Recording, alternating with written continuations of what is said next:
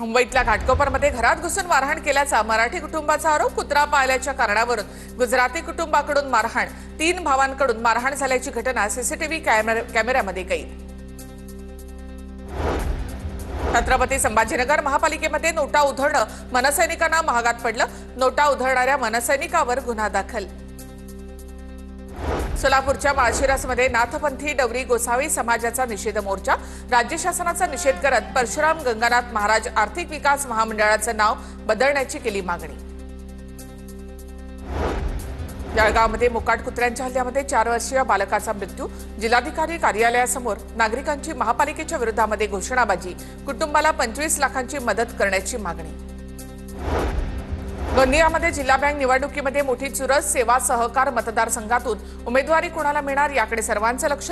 भाजप आणि काँग्रेसकडून उमेदवार अद्याप जाहीर नाही।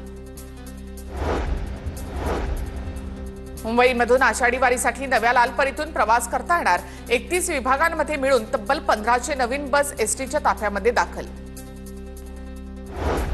मध्य महाराष्ट्र, मराठवाडा आणि विदर्भात तुरळक ठिकाणी मेघगर्जना आणि वादळी वाऱ्यासह पावसाची शक्यता। भारतीय हवामान विभागाचा अंदाज, घाट विभागाला पावसाचा येलो अलर्ट। 13 जूनपासून पुन्हा मान्सून सक्रिय होऊन मध्यम पावसाची शक्यता। 26 मे रोजी मुंबईमध्ये आणि विदर्भात दाखल झाल्यानंतर मान्सूननं मोठा ब्रेक घेतला होता। शेतकरी मोसमी पावसाच्या प्रतीक्षेत। पुणे जिल्ह्याला पुढील 5 दिवस पावसाचा येलो अलर्ट। मेघगर्जना आणि विजांच्या कडकडाटासह पाऊस पडण्याची शक्यता। विदर्भात 12 जून नंतर मान्सून सक्रिय होणार। नागपूर हवामान विभागाचा अंदाज। नागपूरसह विदर्भातील काही भागात पावसाचा अंदाज। सध्या नागपुरात उन्हाचे चटके।